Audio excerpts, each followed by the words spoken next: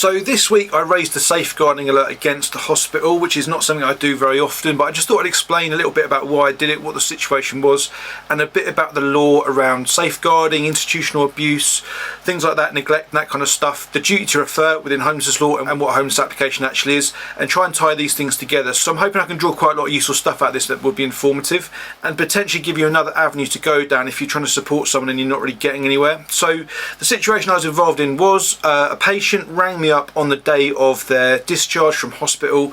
They'd been on the ward for about 10 days or so, and they had some physical health issues, which is why they'd actually come into hospital at that time. But they had a long history of mental health issues. So they'd had more than a dozen or so inpatient admissions into psychiatric ward during their adult life. So just to make the point here, we're talking about someone here who's almost certainly going to be in priority need when it comes to homelessness law, and I'll explain why that is a little bit later on.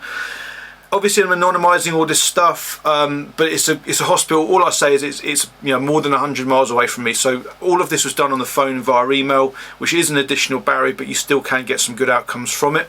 And so the patient rang me up. I won't exactly explain why the referral came to me, but I gathered some information, lots of health issues going on, lots of stuff on paper, and they were being, this was kind of the afternoon time, so they were being discharged within a couple of hours. And so I went through the usual sort of stuff, have you made a homeless application? Has the discharge team in the hospital done anything yet? And the answers to both of them were in effect no. So because I'm on the phone, it's quite difficult to really kind of get anywhere in a short space of time. What I said to them was, go and find the discharge worker and let me have a conversation with them. Explain, I can probably help out with the housing side of things and try and get your house tonight, but I need to speak to someone. So put the phone down. 20 minutes later or so, I get a call from the discharge worker, and I explained who I was and kind of what it is I do, and a little bit about what the law was around getting people housed from hospital. And as soon as I started to explain that the worker had something to do, I got the sense immediately that this was not a helpful worker at all. They were just kind of getting paid, and they didn't really care whether or not that person got housed or not, because I told them in really kind of clear terms how to do it. I then sent an email to them saying, this is the stuff you need to do.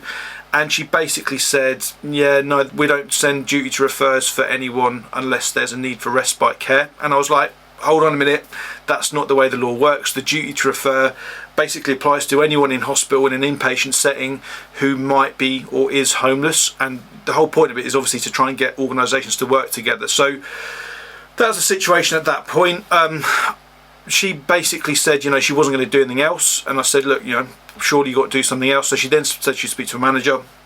So I put the phone down, didn't hear anything at all, and then maybe an hour later, so we get to like 5 p.m. here, 6 p.m. sort of time, I got a phone call from the patient saying I've been discharged, nothing's been done. So I sent an email back to the discharge worker, and by this stage I've been copied into a couple of other colleagues and stuff like that, so there's a bit of a conversation going on. And I basically, forgot all the niceties because this was just ridiculous. I just basically said, I'm really concerned that it seems to be hospital policy to not engage with the duty to refer process, and as a result of that, this patient is going to be rough sleeping tonight. And this patient did go on a rough sleep that night. So that's kind of what I did at the time. I then got some emails back from some of the people attached to it and kind of saying, this isn't my job, let the hospital deal with this, that kind of thing. So again, not very helpful. But basically, nothing happens at that point. So I raise a safeguarding alert and essentially say it's organisational abuse. Now I went onto the council's website. I'm not going to say which council it was, but I couldn't find a particular form. So I sent an email saying, please treat this as an adult safeguarding alert. And maybe a couple of paragraphs long, just basically saying, this patient, there was a duty to refer in this case. Had the duty to refer been done, then this patient would have been left out. And essentially what I was saying was, because I'd been led to believe that it was a policy, it might not have been written down, but in effect it was a common practice within the hospital to not do the duty to refer unless the patient hits a particularly high threshold. That in itself was organisational abuse. So if we go to the care and support guidance, which is the guidance that goes with the Care Act, it defines organisational abuse, which includes neglect and poor care practice within an institution or specific care setting, such as a hospital or care home, for example, or in relation to care provided in one's own home. This may range from one-off incidents to ongoing ill treatment. It can be through neglect or poor professional practice as a result of structure, policies, processes and practices within an organisation. And then it goes on to define neglect and acts of omission to include ignoring medical, emotional or physical care needs, failure to provide access to appropriate health, care and support or educational services, the withholding of the necessities of life such as medication, adequate nutrition and heating. So essentially what I'm really trying to say here is that, first of all, a hospital qualifies as a care setting, obviously, and this was clearly an issue of the structure, policies and processes just not aligning to the law in a way which would in effect provide access or fail to provide access to appropriate support, to kind of paraphrase what that definition is saying. So send the safeguarding alert off. By this time it's the evening time, so as I say, there's nothing else I can do at this point. It's just not in a position to, for reasons I'll probably end up going into in another kind of video, because there's a whole bunch of other stuff which happened in this case which will be interesting. But then the next morning comes along and essentially get an email from the manager within this email trail basically saying, in effect, we're going to do a duty to refer today. Now this is the day after the patient's been discharged. They were on the ward for 10 days. Any hospital who cared about working efficiently, getting people the right support, would have been able to identify on day one that this patient was homeless and been able to put in place a whole bunch of multi-agency work to ensure that the person gets housed at the end of it. This person had been bed blocking for a few days by this point, so effectively they'd been assessed as fit for discharge maybe 3 or 4 days before. I don't know what the cost is on the public purse of a hospital bed per night, but I think it's over £1,000, obviously depending on what ward it is and stuff. But so a significant amount of money, and the fact that this was a policy within the hospital, or certainly a established practice, would suggest that they're potentially wasting tens of thousands of pounds every year by not kind of following their duties, by people bed blocking. And what generally happens with people if you discharge them homeless is they'll come back round again because they're still being made ill by being homeless. So that was the kind of stuff around the safeguarding alert in the first instance, but there's some other stuff which I thought would be interesting to draw out of this as well. So if we actually just talk about the duty to refer process for a minute, there's a chapter about it in the Code of Guidance, and if you look at the small print of a duty to refer form, or the duty to refer process, it makes the point explicitly that this does not trigger a homeless application, because to trigger a homeless application, as in section 184 of the Housing Act 1996, you've got to ask a council for help with housing, and you've got to give them reason to believe that you might be homeless or you might be threatened with homelessness.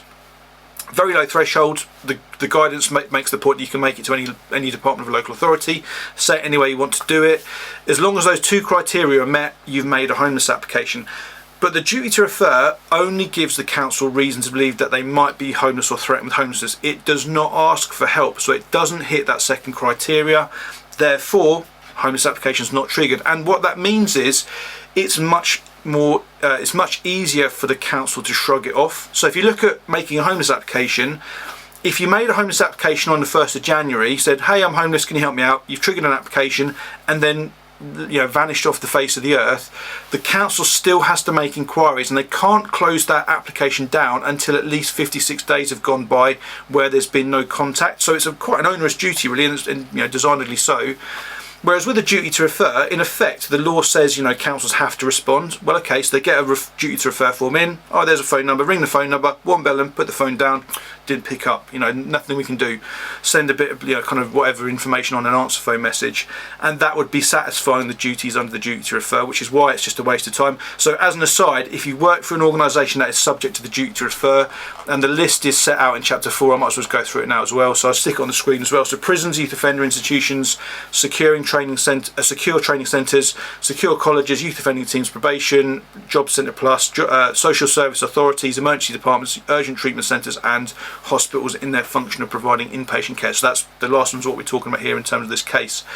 So that's what the duty to refer does. Now, I explained to the discharge worker on the phone, you have a duty to do the duty to refer. You have no option about that. You need to go and do it.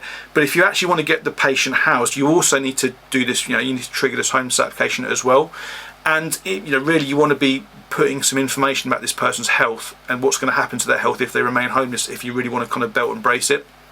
But as I say, I could just tell by the tone of voice that she was not in any way looking to do that. You just kind of have those professionals sometimes where as I say, they are just watching the clock and they are not interested whether the job gets done. It's a big criticism I've got of the charity sector and the public sector, is that most cases the work gets paid whether or not they actually achieve their aims. You know, that's the bottom line. That's, I guess, a lot of people criticise those kind of organisations for that reason.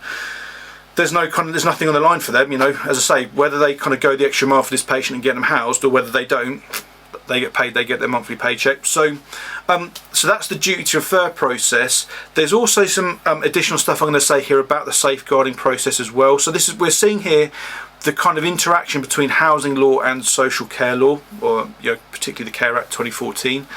And you'll see that it's meant to work in partnership. So in one sense, there's nothing stopping you making a homeless application to a social worker if it's part of the housing authority. So if it's a unitary authority, as a lot of councils are these days, if you say to your social worker, I'm homeless, can you help me out? You've actually just triggered section 184 of the Housing Act, and the law says that that social worker should then ensure that you are then kind of handheld to the housing team, so that the housing team can then discharge the council's duties. You'll also see actually that if you make a homeless application and it is apparent that you may have needs for care and support, and I'm going to actually read the wording of the law out here in detail, you'll notice it closely mirrors section 184 of the Housing Act. So I didn't prepare this, so if I just put section 9 Care Act. So section 9, as I say, is the kind of the gateway into support under social care. And it says that, so section 9 states that this section requires a local authority to carry out an assessment which is referred to as a needs assessment, where it appears that an adult may have needs for care and support. So if you kind of, as I say, it's quite symmetrical to the section 184 of the Housing Act. The person may be homeless. In this case, the duty applies if it appears that the adult may have needs for care and support, aka care and support needs. And you'll notice here actually the individual doesn't need to ask for it, as opposed to section 184 where you need to give the council reasons to believe that you might be homeless and ask for help with housing, whereas this, you would only need to give the council reasons to believe that you might have care and support needs, in effect. I know I'm paraphrasing that. What that means is within the housing option service, if you walk into a housing option service and you give the local authority worker, and it's a unitary authority, reason to believe that you may have care and support needs, or it appears that they may have needs for care and support, to use that wording, then actually section 9 has also just kicked in, and occasionally you see this issue coming up in LGSCO decisions where it will kind of talk about social care law and housing law. Now, the reason I'm saying all this is it is very useful, because when I sent the email off to the council's to the safeguarding team and said, please treat this as an adult safeguarding alert because I can't find the right form here, I also said within that, I laid out the patient's care and support needs, and I said, you've therefore got a section 9 assessment to kind of get on with, and they did basically. That was and why it's significant from a homelessness point of view is, one of the things you're going to have to do with single homeless people is you're going to need to show that they're vulnerable. You can do that in a number of ways. We've talked about it lots elsewhere on this channel. And you can find lots of other resources online and stuff, but basically one of the key sources of information about vulnerability will be that section 9 care and support assessment, which will be conducted by a social worker, and they will often be talking about things very relevant to vulnerability. So I remember one of the first cases I ever worked on in Bedford, I had a non-priority decision. We then made a safeguarding alert because the person was subject to abuse, and specified that a section 9 assessment take place. And the section 9 assessment, the social worker said, really obvious that she's vulnerable. Now, in itself, that doesn't automatically mean she's vulnerable for the purposes of the Housing Act 1996, because it's a different technical wording. But it's a good indicator. And so within those section 9 assessments, you will often have evidence of that person's vulnerabilities. And if you've got a decent social worker, there's nothing stopping you asking that social worker, what do you think would happen to this person if they became homeless? And just give you a professional opinion. That actually becomes very difficult for a housing officer to dismiss, because the colleagues in social care who are the experts in assessing needs and care and support and stuff, they're basically saying that actually this person has got vulnerabilities, they are at risk, and so on. So anyway, so by making a safeguarding alert, I'd flagged the issue. I will go back and complain to the hospital at some point when I get around to it, because as I say, this is this is probably affecting scores of people every year. And it's just, I'll also be making the point within it that if the discharge team actually got their head around it and actually did a good job, it would be a really good opportunity to get people support. And in one sense, Hospitals don't care if housing options don't like them, you know, whereas some charities would kind of be reluctant to support someone to make a homeless application because they're funded by the council. Hospitals don't care, you know, they get a completely different funding stream. It would be in their interest, they will be well situated to actually kind of do this well. And I have worked with really good discharge workers elsewhere in the country who really do kind of, you know, take it on themselves to do a good job. But within this whole system, with all these professionals working in this case, it just seemed like it was entirely dysfunctional. And so I'm hoping that I can use this case to kind of wake them up a little bit and actually say, you know, not only are you failing to discharge your duties legally, but also you're wasting your own money because you're actually kind of bed blocking and you're not getting people the support they could be getting for free from the hospital's point of view. That would reduce the chance of them reapproaching later on. And the final thing I'll say about this is around safeguarding alerts again. When you make a safeguarding alert, and if you ever go to basic safeguarding awareness training, it'll probably say something along the lines of, take a zero tolerance approach to abuse. That means if someone tells you they might be being abused, you make the referral with their consent, but you make the referral to the adult safeguarding team, and then the adult safeguarding team make the decision whether they satisfy what's called Section 42 of the Care Act. So Section 42 of the Care Act is actually quite difficult to satisfy because firstly, the individual must be at risk of abuse or neglect, which is often the case in these situations. They must have care and support needs, again, often the case in these situations. But crucially, the third criteria is that they must be unable to protect themselves from the abuse because of their care and support needs. And actually, in most cases, that is not going to apply. And I could talk at length about that, but I'm not going to. But that's why a lot of safeguarding alerts that you make don't result in any obvious kind of action from it. But that does not mean in any way that you shouldn't make those referrals. Because first of all, you're logging the abuse. Actually, you know, it might not help you right now, but in a year's time, that person might be still being abused. And actually the fact that they've had multiple safeguarding alerts over the course of the last year is going to make it easier to kind of information gather and actually respond a year down the line. So it's always good to do for that reason. And as I say, if you use it as a gateway into getting a Section 9 assessment, because it almost certainly would result in a Section 9 assessment being due, then you're going to potentially get an assessment which would provide more support for that individual. And yes, social workers can support people who are homeless, although it does seem to be a kind of common misconception that they need to be housed to get care and support. That's nonsense.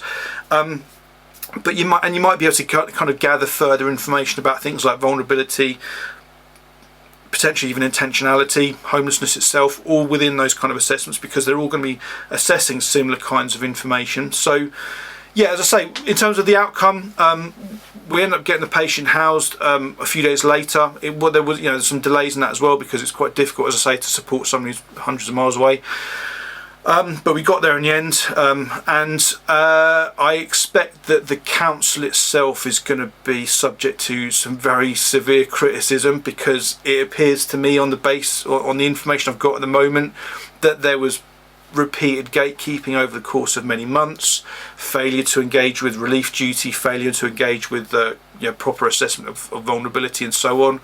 But yeah, as I say, it may well be that we end up doing a video about that when the case concludes. But yeah, as I say, interesting kind of stuff for the time being. I'm hoping that's kind of helpful. And we should start seeing these kind of institutional failures as abuse, because they are. It's particularly straightforward in a setting of a hospital because it's a care setting. It's a little bit more grey when it comes to other kind of services, whether they have a duty of care or not. You might have seen the video on the channel which was an excerpt from the Ethics of Gatekeeping event, where basically Professor Luke Clements, who writes, in fact I'll grab it for you, he basically writes the big fat textbook on adult social care that a lot of social workers have on their desks.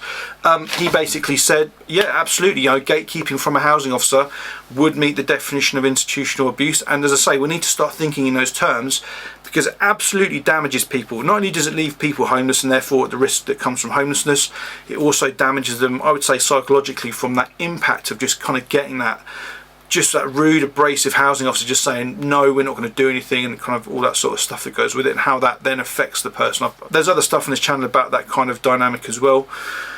So yeah, hopefully that will help you out to understand a little bit about duty to refer, a little bit about institutional abuse, and essentially, how it applies to situations involving homelessness and how you can use it to get better outcomes for people who are homeless. My final bit on this probably would kind of second guess a question we're going to get in is, can you make a self-referral for institutional abuse? And the answer is, yeah, you can.